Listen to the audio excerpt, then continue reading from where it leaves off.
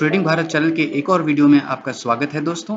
तो दोस्तों फाइनेंस और इन्वेस्टमेंट सेक्टर से जुड़ी हुई खबर हमारे सामने आ रही है, जहां पे इस सेक्टर का जो लीडर है बजाज फाइनेंस यानी कि मार्केट कैप के लिहाज से जो सबसे बड़ी कंपनी है, उनके ऊपर आरबीआई ने एक तरह की रोक लगा दी है।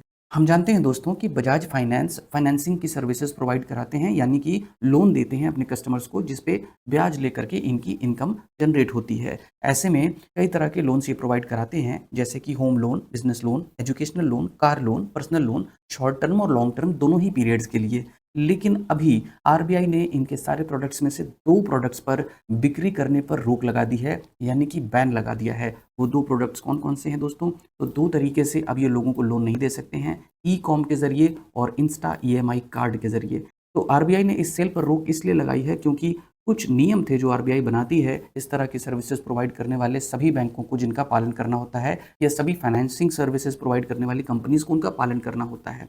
उन रूल्स में से कुछ रूल्स का पालन फिलहाल बजाज फाइनेंस करती हुई नहीं दिख रही थी। तो इस ऐसे रूल्स को कहते हैं provision of digital lending guidelines, जिनका पालन बजाज फाइनेंस करती हुई नहीं पाई गई है, जिसके कारण आरबीआई ने उनके इन 2 सर्विसेज पर रोक लगा दी। हालांकि ये कंफर्म खबर तो मार्केट बंद होने के बाद आई, लेकिन लगता है मार्केट में पहले से ऐसे रूमर्स चल रहे थे, जिसके कारण आज के दिन हमें बजाज फाइनेंस के स्टॉक के प्राइसेस में 1.95% यानी कि लगभग 2% की गिरावट देखने को मिली।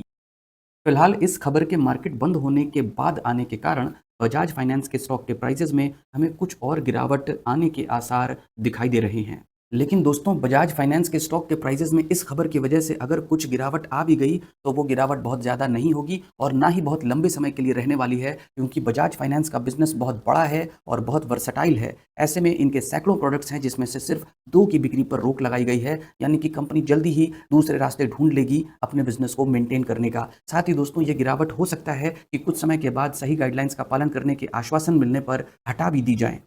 अक्सर मार्केट लीडर कंपनीज़ के स्टॉक के प्राइसेज़ में अच्छे करेक्शंस नहीं आते हैं, आते भी हैं तो वो ऐसी ही कंडीशंस में आते हैं जहाँ पर रिटेलर्स इन्वेस्ट करने से डरते हैं। लेकिन दोस्तों जहाँ फ़ियर होता है वहीं पे सही मौके बनते हुए दिख सकते हैं। ऐसे में बजाज फाइनेंस के स्टॉक में जो इन्वेस्टिंग के सही मौके दिखाई दे रहे हैं इनके चार्ट को देखकर, वो हैं ₹6,800 का एक सपोर्ट, और दूसरा सपोर्ट जो कि काफ़ी मजबूत है वो ₹6,500 के आसपास है।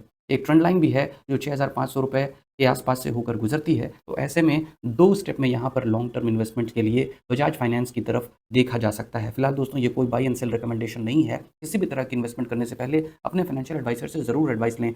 हम ये एनालिसिस सिर्फ एजुकेशनल पर्पज़ के लिए कर रहे हैं।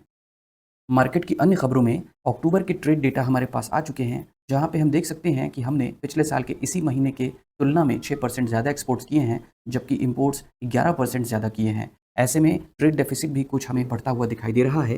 पिछले साल के इसी महीने में हमने $26.3 बिलियन के ट्रेड डेफिसिट बनाए थे, जबकि वो ट्रेड डेफिसिट इस साल के अक्टूबर के महीने में $31.46 बिलियन का हो चुका है, यानी कि 18% से हमारा ट्रेड डेफिसिट बढ़ चुका है।